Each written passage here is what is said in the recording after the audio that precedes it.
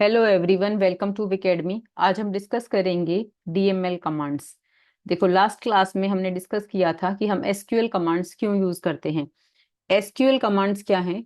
Database के साथ interaction के लिए हमें क्या चाहिए होती हैं? SQL commands. अब एसक्यूएल कमांड्स जो हमारे सिलेबस में है वो तीन तरीके की हैं: डीडीएल, डीएमएल और डीक्यूएल। हम ऑलरेडी डिस्कस कर चुके हैं डीडीएल कमांड्स को। Create table, drop table, alter table. ये किसके साथ डील करती थी? टेबल के स्ट्रक्चर के साथ, यानी टेबल को बनाना, टेबल को डिलीट करना या टेबल की प्रॉपर्टीज में कुछ चेंजेस। आज हम डिस्कस करेंगे डीएमएल कमांड्स। डीएमएल कमांड्स कौन कौन सी हैं हमारी? इंसर्ट, अपडेट और डिलीट।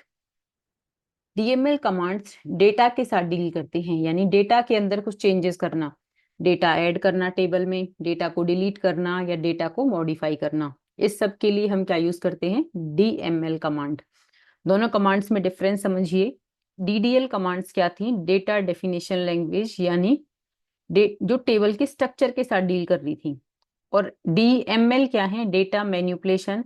ये डेटा के साथ डील करेंगी, जो डेटा टेबल के अंदर है उसके साथ डील करेंगी। डीडीएल टेबल के स्ट्रक्चर के साथ डील कर रही थी और डीएमएल हमारी डेटा के साथ डील करेंगे कि किस तरीके से हमें डेटा को स्टोर करना है, उसमें कुछ चेंजेस करने हैं। इसके लिए हम यूज करते हैं डीएमएल कमांड्स। देखिए, the DML commands in SQL deal with the manipulation of a data, यानी डेटा के अंदर चेंजेस के लिए जो कमांड हम यूज करेंगे वो कौन सी हैं हमारी? DML command. Using DML commands we can insert, store, modify, update and delete the existing records from the database. Database के अंदर जो रिकॉर्ड्स ऑलरेडी एग्जिस्ट कर रहे हैं उनमें हम उन्हें अपडेट कर सकते हैं, डिलीट कर सकते हैं, और नए रिकॉर्ड हम उसमें एग्जिस्ट भी कर सकते हैं, वो इंसर्ट भी कर सकते हैं। तो डीएमएल कमांड्स हमारी कौन कौन सी हैं? इंसर्ट, अपडेट और डिलीट। एक एक करके हम देखते हैं इन कमांड्स का सिंटेक्स क्या है एग्जांपल के साथ। Insert DML commands. देखो, इंसर्ट डीएमएल कमांड क्या है? This command is use to add new rows और records to a table. Insert command नाम ही बता रहा है इंसर्ट करना, यानी हम डेटा को टेबल के अंदर ऐड करेंगे। तो ये कमांड क्यों यूज होती है? कोई नया रिकॉर्ड हम टेबल के अंदर अगर ऐड करेंगे तो हम कौन सी कमांड यूज करेंगे? Insert. To add new rows और रिकॉर्ड। रोज और रिकॉर्ड एक ही बात है।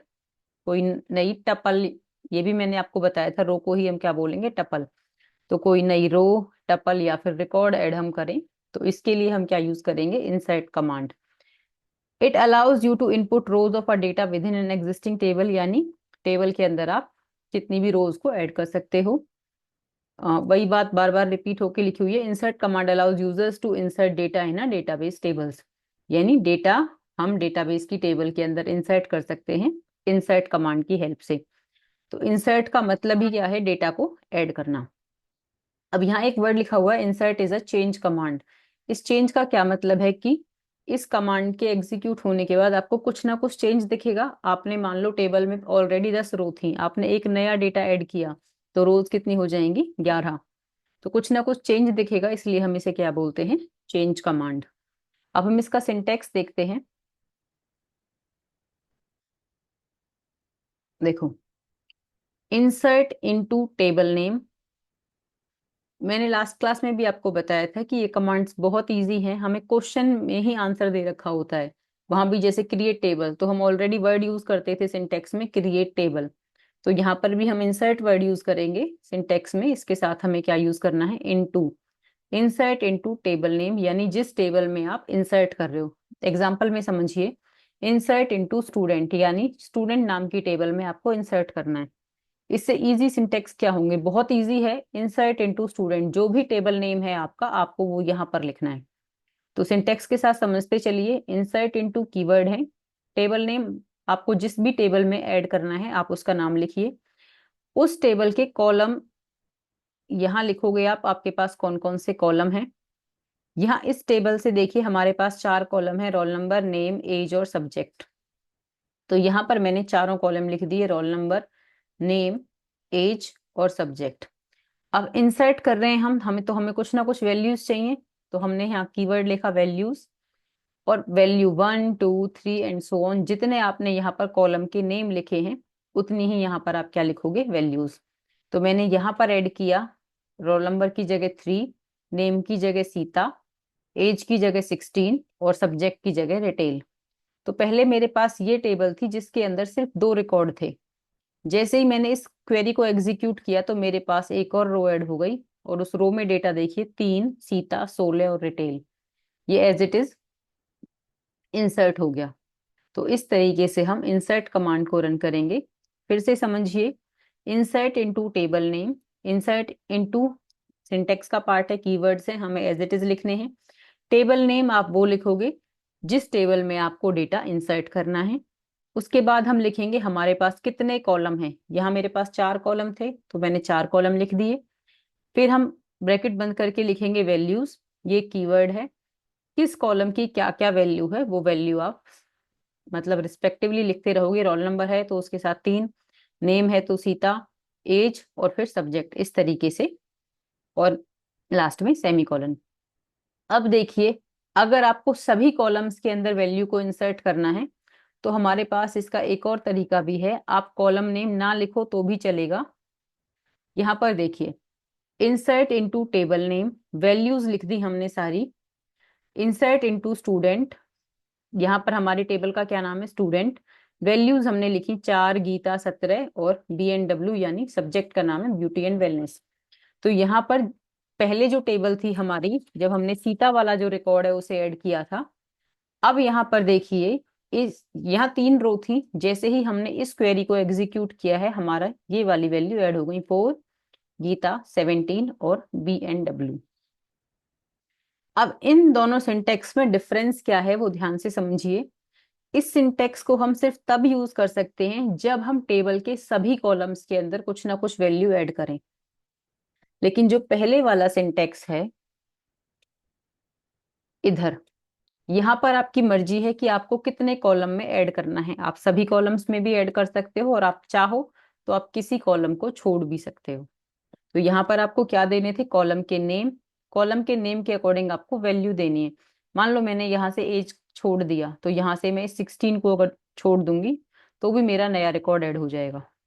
तो हमारे पास इंसर्ट कमांड के 2 सिंटेक्स हैं। अगर हमें टेबल के सभी कॉलम्स के अंदर वैल्यू को इंसर्ट करना है और हम ये कॉलम नेम नहीं लिखना चाहते, जो कॉलम नेम हमारे पास यहाँ है, roll number, name, age, subject, हमें नहीं लिखना चाहते, तो हम सीधी ये वाली क्वेरी रन कर सकते हैं, इंसर्ट इनटू स्टूडेंट, और जितने भी कॉलम्स हैं सबकी वैल्यू को यहाँ लिख दीजिए। इसमें क्या है, अगर हमें किसी पर्टिकुलर कॉलम में ऐड करना है तो भी हम इसे रन कर सकते हैं, और सभी कॉलम्स में ऐड करना है तो भी हम इसे रन कर सकते हैं। तो ये 2 वेरिएशन है हमारे पास इंसर्ट कमांड के। आपको जो सही लगे आप वो कर सकते हो, दोनों भी कर सकते हो।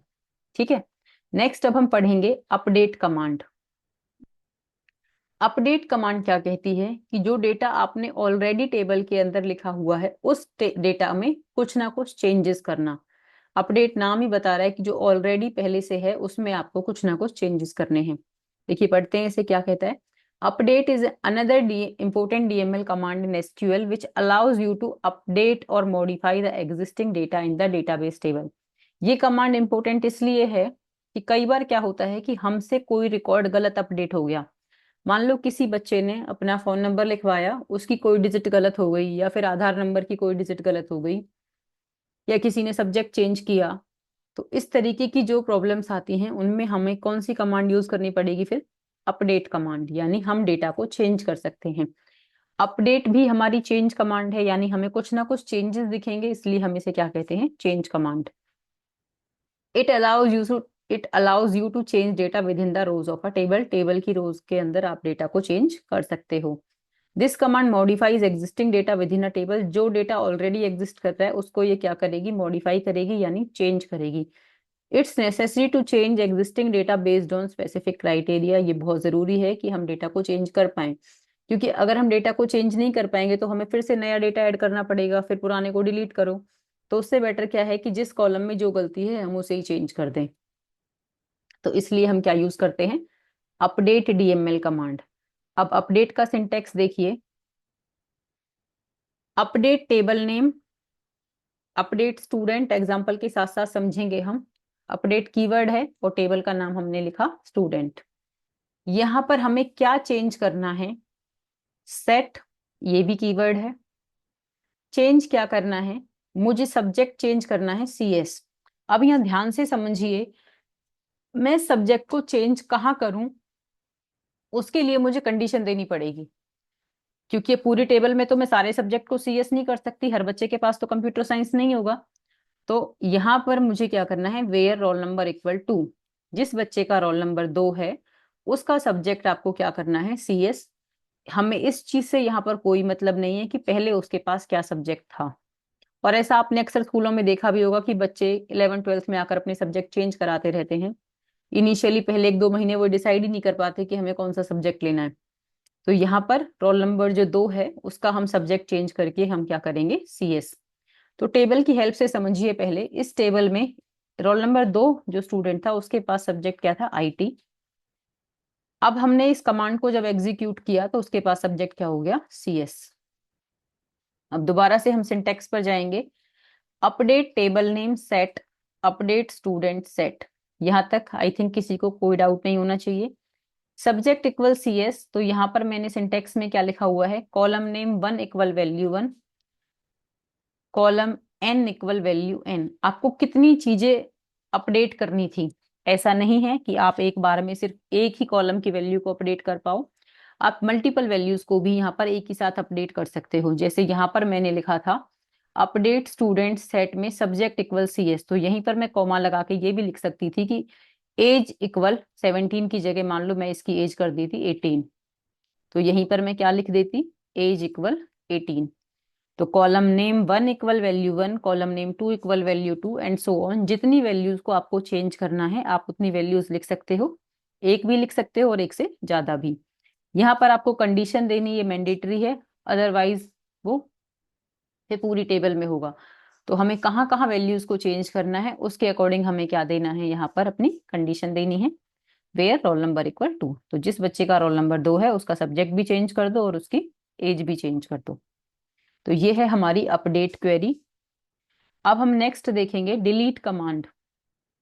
डिलीट फिर से नाम ही बता रहा है कि ये डिलीट करने के लिए यूज होगी। अब हम ऑलरेडी DDL में पढ़ चुके थे ड्रॉप कमांड।